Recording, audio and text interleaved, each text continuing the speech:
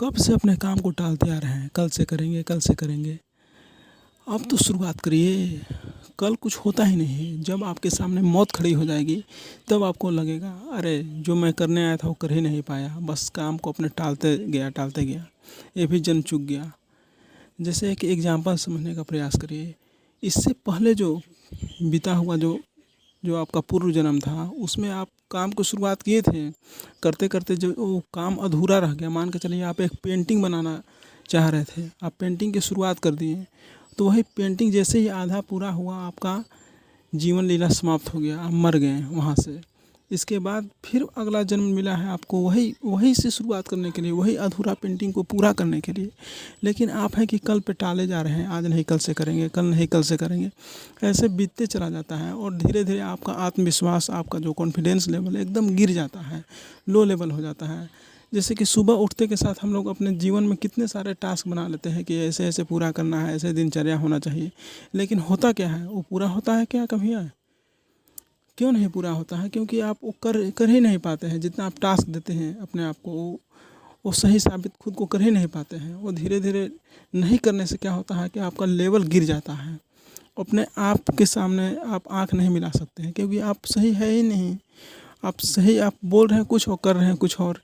इसलिए जो करना है अभी करिए, एकदम टास्क बना लीजिए और किसी के चक्कर में मत पड़िए। अपना समय जो है 24 घंटा है उसको सही से सदुपयोग कीजिए। जब तक सांस है तब तक आप जीवित हैं, तब कुछ भी कर सकते हैं, जीवन में कुछ भी बदलाव ला सकते हैं। जो आप सोचते हैं वो पूरा कर सकते हैं। जो आप जहाँ तक सोच सकते हैं आप वहाँ तक जा सकते हैं। बस अपने आप को खुद ही अपने बेड़ियों में जकड़े हुए हैं। अपने आप को खुद ही अपने आप चारों तरफ एक बंधन क्रिएट किए हुए रहते हैं।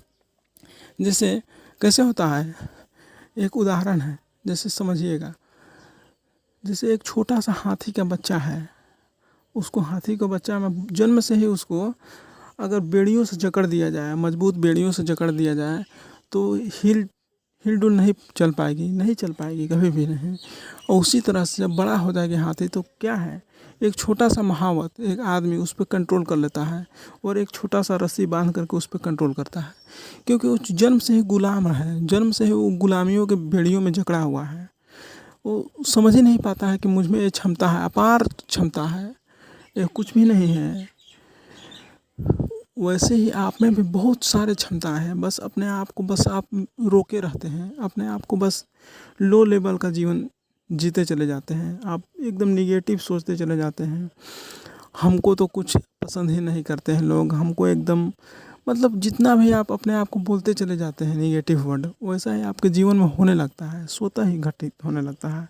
आपके चारों तरफ दोस्त यार सब उसी की तरह मिलेंगे। जैसा आप एकदम लो लेवल का रहिएगा तो लो लेवल मिलेगा, जैसे ही अपने अपर लेवल जाइएगा, हाई लेवल करिएगा, वैसे वैसे जो अनजाने दोस्त हैं, जो उनका आपके लेवल तक नहीं पहुंच पा रहे हैं, वो स्वतः ही छूटते चले जाएंगे, अपने आप नीचे की ओर गिरते चले जाएंगे और आप देखिएगा कि आप अकेले रह जाएंगे। इसलिए अब मत रुकिए, अब मत रुकिए और कल पे मत टालिए। जो करना है जल्दी करिए।